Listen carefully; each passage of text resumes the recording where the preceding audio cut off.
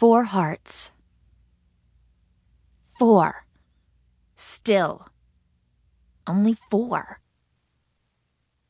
Lucy shifted in the hard wooden chair across from her mom's desk and clutched her phone tighter. She swiped up and down with such force that her Caribbean blue baby fingernails would have scratched the glass, had she not been diligent about using a screen protector. Twitter, Instagram, Tumblr, Snapchat, Facebook, swipe. The likes, favorites, followers, friends.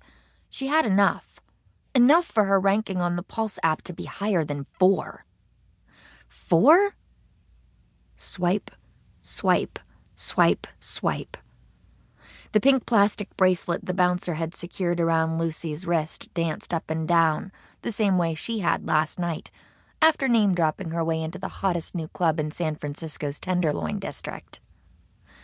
The fact that she didn't actually know Ryan Thompson, founder of Pulse, was a technicality that would soon be remedied.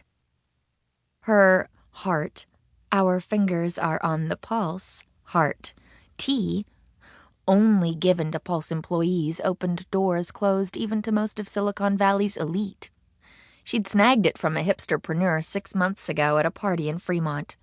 He was so busy claiming he left Pulse of his own accord, because his eco-friendly, read non-profitable idea was going to change the world, i.e., drain his bank account, that he scarcely knew what he'd lost.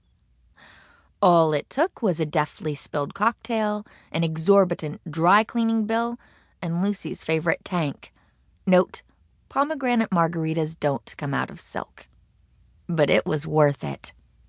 Soon, she'd have one of her own. And she'd no longer be a 4.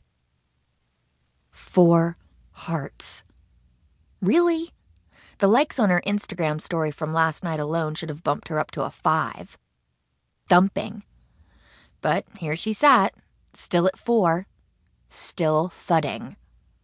She stared at the string of hearts on her Pulse profile, knowing that somehow this was all because she was waitlisted at Stanford. And that, Lucy knew the exact how of. Gavin Cox. Freaking Gavin Cox. She shouldn't have done it, but her blue fingernail moved on its own, navigating to his profile. Level 6. Throbbing.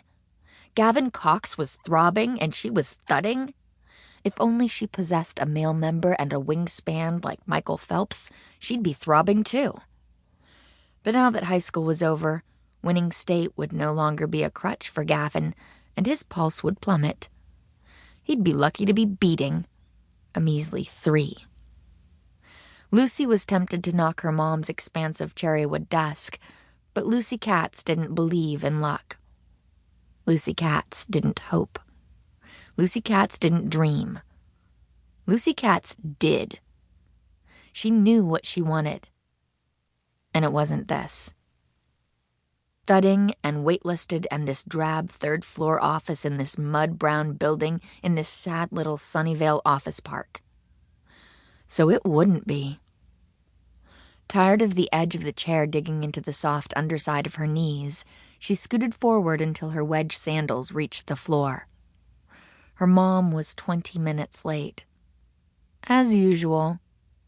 Lucy knew enough to show up for their scheduled lunch a half hour after its start time. But she was on time. As always.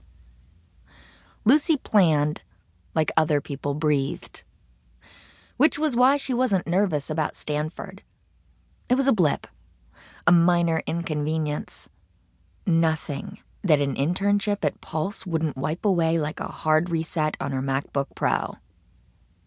She stared at the gently tanned skin of her exposed ankles and wiggled her toes, enticing circulation to resume after being dangled 2 inches off the floor despite her heels.